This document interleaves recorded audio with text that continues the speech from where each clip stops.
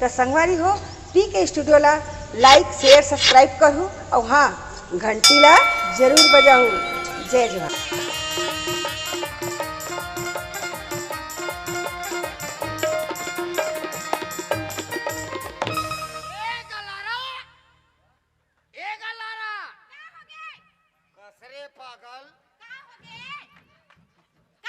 जान हो गए चिल्ला चिल्ला का हो गए ता अब ये हमार सैलून में काली के चुन्नी मुड़ी बिगड़े है और वैसने चुन्नी मुड़ी बिगड़े रही केदे की रही हमार दुकान में ही माताए कौन की रही हो ताने खाबो तहन खाबो का करत है। हां एक बात बता ठाकुर। हां तोर लोग लइका देखो तोर दुकान ला देखो कथो। हां अभी पर लोग लइका दूध हरी तक केहो दाई दादा हो का कहे परवानी नियोजन करवा डाल गल्लारा परवानी नियोजन करवा नहीं नोनी आंदे बाबू आंदे नोनी आंदे बाबू आंदे साले पूरा क्रिकेट टीम खुल के भाई का बता बददिमाग आदमी कैसे एक बात बता मोला। हाँ। मैं हनी करवाए परिवारी नियोजन ला हाँ। तो तुम नहीं करवा ले रहते हो का बोले आई मैं हनी करवाए परिवारी नियोजन ला तो तुम नहीं करवा लेते हो का के हां ते जाना था सरे पागल करा मैं बहुत नाजुक शरीर के आदमी हूँ तोर नाजुक शरीर में कति कीड़ा पड़े ना वो दिखत हवे आता कीड़ा पड़े तबे तो भोगा थू का रे ते भोगा था मैं तो ना भोगा तो आए हां ते दुकान ला साफ कर सकते नहीं करते मोल बता नहीं करन झाड़ पर पानी रोज के पानी लाए ठेका लेहन दुकान ला साफ कर सकते नहीं करते मोल बता नहीं करन जा था लइका आगे आओ वो आए साले मोल पता से नहीं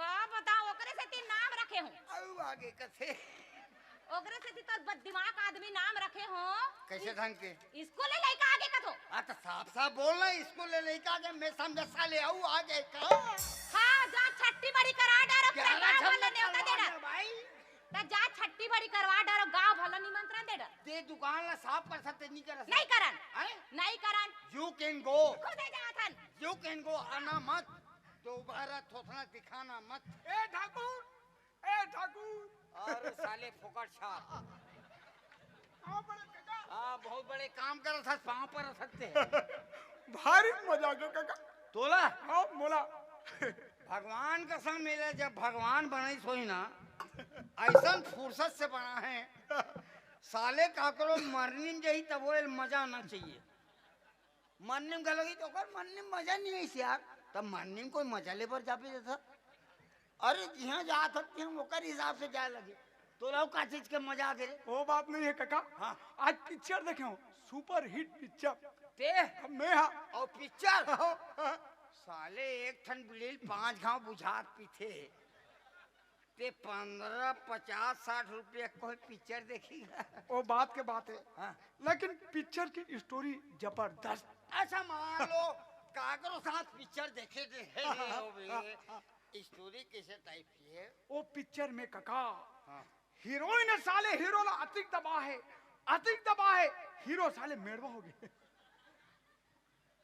सुन बेटा कोटवार ओए एक डायरेक्टर के सोच रहे थे हाँ कोई भी पिक्चर बनाए हाँ जिंदगी के दोनों पहिया बराबर होना चाहिए हाँ एक चक्का मान लो ट्रैक्टर के लगे है और दूसरा साइकिल वाले लगे है तो थोड़ी तो दोनों इसने बराबर होना चाहिए ना बेटा ऐसे नाम से बोलेंगे सही बात है। एक ट्रैक्टर के और दूसरा साइकिल के तो दोनों पहिया कैसे बराबर हो रहे अरे कभी हीरोइन दबाते कभी हीरो दबाते वो तो डायरेक्टर के खोज रे पागल सही है जी जी जी सही बात है। अब पिक्चर के नाम वही जब मैं कहा रहे हो पिक्चर के नाम है काका तेरे और उसके बीच में। डायरेक्टर लोग कोई नाम नहीं मिली सोई रे एकदम सूटेबल नाम है एकदम सूटेबल नाम।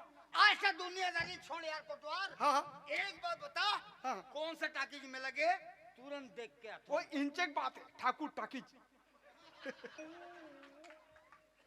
कसरे सारे हाँ ते हमार घर तमाशा दे खेबर कथी जान के खुश रे हंस कथो जाति जान के काकी तो दबाए ऊपर दबाते अच्छा तोर काकी मोल दबा थे हाँ। और तुम्हारे यहाँ कोटवारी ना साले गली गली बाहरी धर के कूदा थे तब तो मैं नहीं कहा था वो अंदर की बात है काका। तोर अंदर के मोर बहरी के का क्या का बरहस? तोर का बसला बिंदा पजवाबा हूँ। अरे एक कोटवार हाँ ढंग से कोठिया कर बता दे। तोर काम का है तेला बता। अतः मोर काम रोकना। हाँ तो मैं रोकवाबा हूँ। तो साले ऊपर ले रोकवाबे खाले रोकवाबे तेल बताबे तब। अरे मोला मुंडा होना है और दाढ़ी सेट करवाना है। दाढ़ी सेट का उघाड़बे तब। बिल्कुल।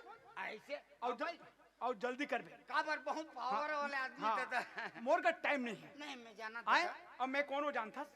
कोर्ट वार।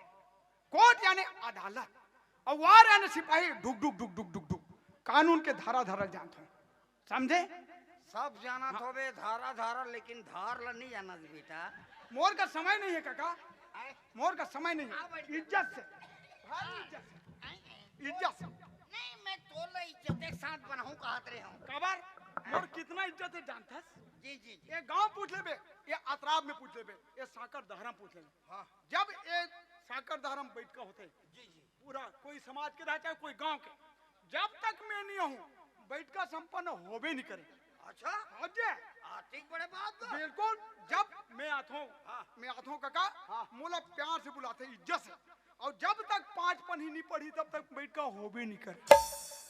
ऐसे मोर अभी तक वैसन दायित्व उद्घाटन नहीं हो है। भविष्य देखूं का हुई तेला। हाँ। और जल्दी कर बे। लेकिन तोर बात लगते बता डरे। हाँ हाँ कानून के धारा धारा वाले हाँ, एनर भाई हाँ। बहुत पावर वाले आदमी है। हाँ। और अपन का है गरीब आदमी, छोटे से नाव ठाकुर आदमी। हाँ छोटे मोटे छोटे मोटे छोटे मोटे। हाँ तो थोड़ा जल्दी करना है, हैं? मेरे पास टाइम नहीं है। नहीं टाइम तो काकरो पास नहीं है आज। हाँ हाँ ले जल्दी कर बे। ए काका, ओए तोर फोस फोस कहाँ है? ओए जे दिन यहाँ मीटिंग सकरारी से दाऊ मन सब बैठे से राम शरण वैष्णव मन जति के यहाँ आयोजक समिति रही से हाँ ते दिन में बोले कम से कम मोरे कनी जेवाला बढ़ा दो। हाँ हाँ अरे जेवाला बढ़ा देते तो फोस फोस वाले ले लेते हो। हाँ हाँ और तुम जेवाला बढ़ावे नहीं करे। हाथ कर हम काम चला सो तो था। ले जल्दी जल्दी चला ले रे कोटवार। ले जल्दी कर काका, पेशेंट जाग देरी होते। का कर बैठे बेटा। ठाकुर छोटे मोटे। छोटे मोटे ठाकुर करा। हाँ। ते कानून के धारा धारा जानथस ना। जी जी जी। जेकर कर बैठे तेला सोच ले बेटा। कैसे?